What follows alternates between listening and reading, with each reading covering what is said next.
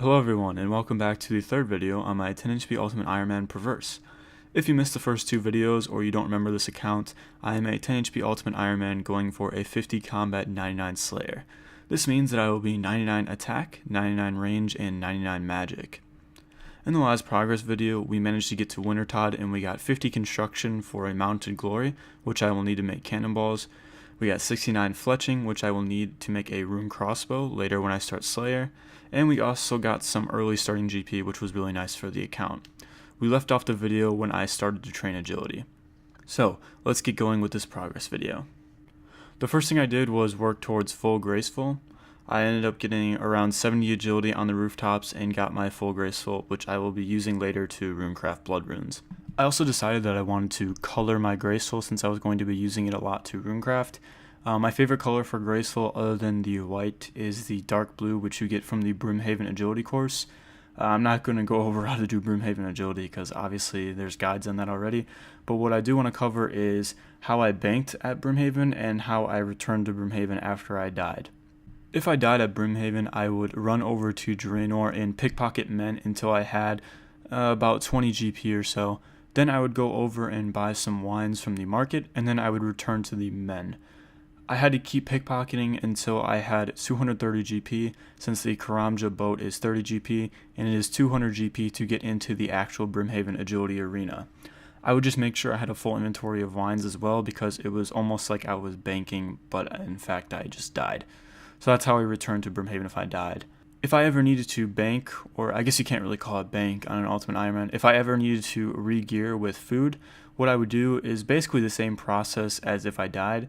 I would home tele to Lumbridge, then I would run over to Draenor and buy wines, and then use the Karamja boat, and then obviously go back to the arena normally.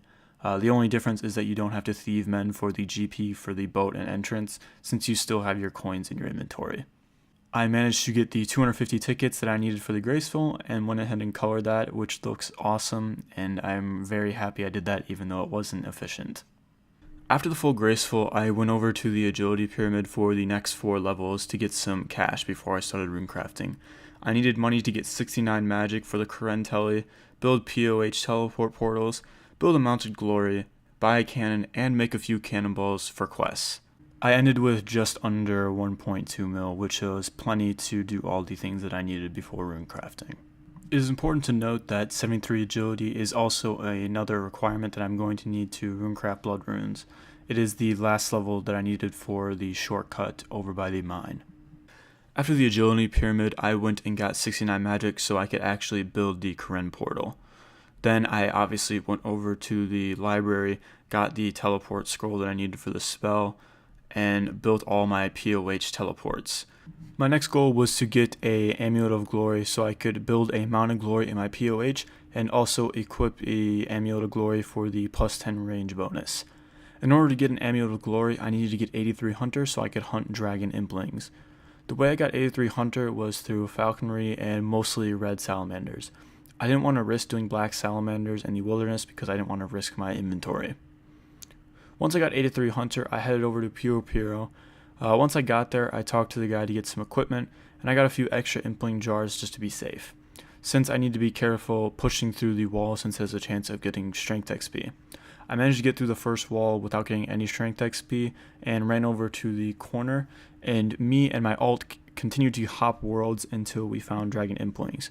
I think it took me about 4 Dragon Implings. Fun fact, the only time I got Strength XP was when I pushed through and then someone stole my Dragon Impling. So yeah, that fucking sucked. But I managed to get the glories and that was awesome. Once I got the glories, obviously we went and unnoted them, and one of them I'm going to wear for the rest of this time on the account.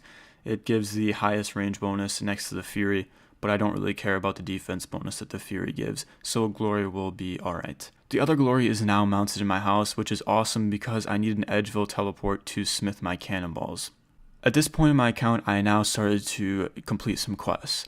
The reason I was questing is because I'm going to eventually need 100 quest points to unlock my 2 block tasks in Slayer. You may as well do the quests early on as they give XP rewards, and those XP rewards are kind of pointless when your skills are already higher levels. All the quests that I complete are either XP that I need to complete other quests, XP for skills required to runecraft, or just in general quest points that are going to get me closer to the 100 quest point mark that I need. To start the questing off, I completed Jungle Potion, which gave me some Herb Lore XP. Since I didn't clean my herbs after each Wintertide game, I needed to get 10 Herb Lore for the dig site, which is a quest that I'll be completing later on in this video. I also need to complete Jungle Potion to complete Shiloh Village later on. After Jungle Potion, I went and completed Hizil Cult, which gave me some Thieving XP. I'm going to need 25 Thieving to complete the dig site. After Hizil Cult, I knocked out 21 Thieving, which was a requirement for Tribal Totem, and completed Tribal Totem, which also gave me some Thieving XP, which was helping me work towards the dig site requirement. After that, I finished Thieving, which was 30, and went and completed the dig site, which gave me some Mining XP. The reason I want Mining XP is because I am going to need 38 mining to runecraft Blood Runes. After the dig site, I went and completed the Night Sword, which for obvious reasons is amazing for my account. I'm going to need 35 smithing to smith my cannonballs, which you know I will be doing a lot. Unfortunately, the Night Sword does not give you 35 smithing, so I went over to Motherlode Mine and continued to hop worlds and repair the wheels until I was 35 smithing. At this point, the quests that were coming up require me to kill things. This means I need to make cannonballs and of course buy a cannon. So of course we went and bought a cannon.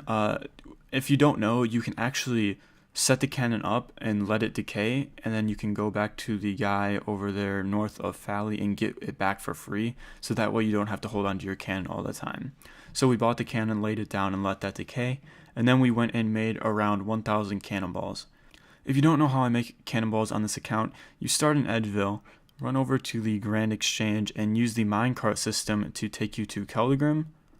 Then you run over to Blast Furnace from there, you buy the ores from the shop and make the steel bars in your inventory. Then you teleport to your POH, use your Mounted Glory to Edgeville, run over to the furnace, make those cannonballs, and then you repeat the process. With our newly acquired cannon and cannonballs, it was now time to complete some very vital quests for our account.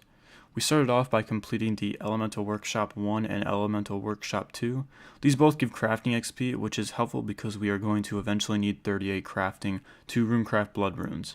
I probably shouldn't have done Elemental Workshop right away, as I didn't really have a very high attack bonus, which means my cannon was hitting very low. But either way, I did Elemental Workshop first. After Elemental Workshops, we completed Vampire Slayer. Vampire Slayer is very important because it gives attack XP. If you didn't know, you can actually set your cannon up down by the vampire, so that's a very easy quest to complete. After Vampire Slayer, we went ahead and completed the Gnome Village. Gnome Village also, similar to Vampire Slayer, gives attack XP and is very important to my account. After completing Vampire Slayer in the Gnome Village, you can actually go to Taverley and buy an Adamant two-hander, which gives a very nice attack bonus for early on when you are using your cannon. This makes your cannon hit way better, saves you cannonballs, and overall time. I continued to complete quests that gave me attack XP, and that next one was the Grand Tree. I actually used my alt Teakss to help me out with this. I sent him down into that layer where the demon is first, and had him stand equal to the ladder.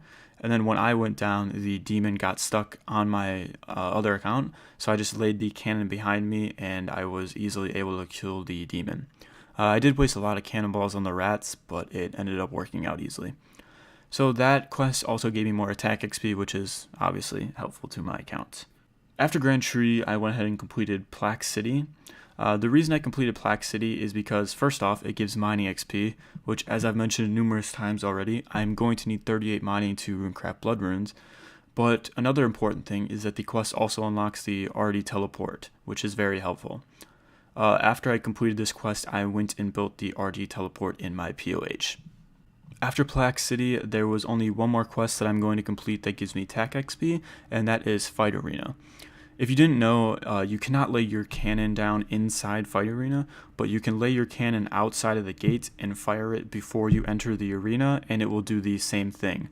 The only problem is when your cannon runs out of ammo, you have to teleport out and run back. Since I don't have the RD Diary Cape, I had to use the normal RD Teleport, which is a much farther run, but either way, it's still definitely possible. And I just continued to repeat that until everybody in the arena was dead, and I completed the quest and got my attack experience. The next quest that I completed was Shiloh Village. The reason I wanted to complete Shiloh Village, first off, for obvious reasons, if I ever manage to get the 99 Slayer on this account, I need to have Shiloh Village done so I can go buy the cape. But Shiloh Village also gives crafting XP, which I need to get 38 to runecraft blood runes. I'm not gonna lie, Shiloh Village was definitely a bitch of a quest with one prey. I tried to use my ult to help me the best I could, but there was just a lot of things that I messed up on, and it was just a fucking mess. Once I actually got into the boss room, it wasn't that bad. I just laid my cannon down, tanked a few hits, got him into the spot where he needed to be, and I completed the quest with no problems after that. The next quest that I completed was the feud. I actually did not complete the feud for thieving XP. I really don't care about thieving XP on this account, since I'm going to be runecrafting blood runes for my GP instead of thieving knights. But one important thing that comes along with the feud is that you need to complete the feud in order to complete the Rogue Trader minigame.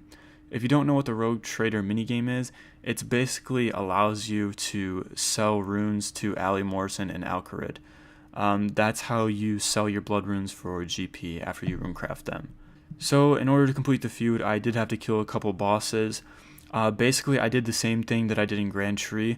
I just used my ult to block the NPC, and then I placed the cannon behind me and let it go off, and it was easy from there.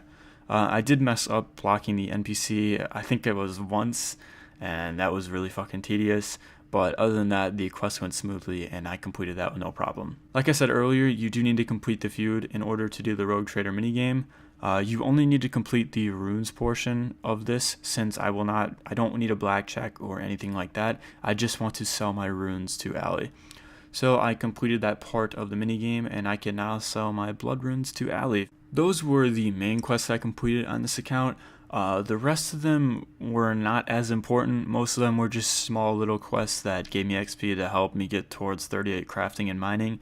So I'm just going to quickly run through these. I completed the Giant Dwarf. I completed Rune Mysteries, which was also nice because obviously it unlocks the rune crafting skill. I completed Lost Tribe, Doric's Quest, Tower of Life, and the Golem. So at this point I stopped questing, and I finished off 38 crafting by making and crafting molten glass in Entrana. If you don't know how to do this, just bring half of your inventory of empty buckets, fill the buckets up with sand on the southern side of Entrana, run all the way to the northern part of Entrana past that little dungeon, pick up the seaweed to fill the rest of your inventory. After you get the seaweed, you want to go over to the range and make all of that seaweed into soda ash. Then take the soda ash and your bucket of sand to the furnace and make molten glass. And then as you walk back to the sand pit, you want to craft the molten glass into the best thing you can. In my case, it was vials. Then you just want to fill your buckets up, go get seaweed, blah blah blah. Just repeat that process over and over until you are 38 crafting. After 38 crafting, I also went and quickly knocked out 38 mining. So at this point in my account, I had all of the requirements to runecraft blood runes, except for, of course, the runecrafting level. I had the agility level required for the shortcuts, I had 38 crafting, and I had 38 mining. So now my focus was on getting 77 runecrafting. Obviously, before I go start grinding for the runecrafting, I needed to complete a few quests to help me get some early runecrafting experience.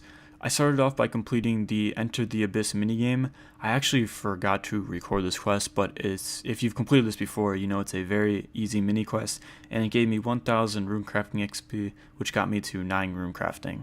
The next quest that I was going to complete was the Eyes of Glowfree. If you don't know about this quest, you need a mud rune to complete it. In order for my account to get a mud rune, I needed to complete the Mage Training Arena and get some points in each section. So I headed over there, got 15 enchantment points and then 1 in the other ones, and bought my mud rune. You also need 2 Ring of Recoils to complete this quest, so I went ahead and made both of those as well. The quest itself is pretty self-explanatory up until the end when you need to kill the little bugs. You actually do not need to get HP XP on this quest. If you get some curses and you aggro the bugs, they will actually kill themselves with the Ring of Recoils, and you do not need to do any damage to them. That gave me a decent amount of runecrafting and got me a decent runecrafting level so I could start the library. Before I actually went over to the library to start the runecrafting grind, I completed the sheep herder, which was just a random quest really. I just wanted to finish getting 50 quest points so I could get my first block for when I start Slayer, so I can block Earth Warriors as soon as possible.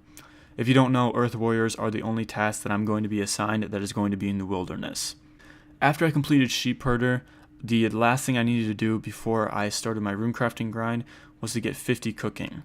The reason that I need 50 cooking is because if you teleport to the Great Karen and you run north, you can buy cakes and chocolate bars and combine those together to make chocolate cakes. Chocolate cakes heal more than normal cakes and are going to be the food source that I use during Slayer. So in order to get 50 cooking, I started off by getting 45% favor in the Hosidius house to unlock the mess hall, and then I went ahead and just did the mess hall until 50 cooking. It was pretty simple. And that brings us to the end of my third video on my 10 HP Ultimate Iron Man. In the next video, I will be runecrafting for GP, making cannonballs, and I'm actually going to start Slayer, which will be very exciting. Thank you guys so much for watching. Of course, if you want more information on this account or more detailed steps on what I did, I will have an account spreadsheet that goes through all the steps and the reasons why I took them.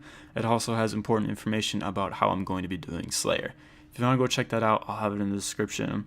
There also is a link to a 10 HP public Discord. If you want to join, ask some questions, feel free to join. But yeah, that's about it. And thank you guys so much for watching, and I will see you in the next video.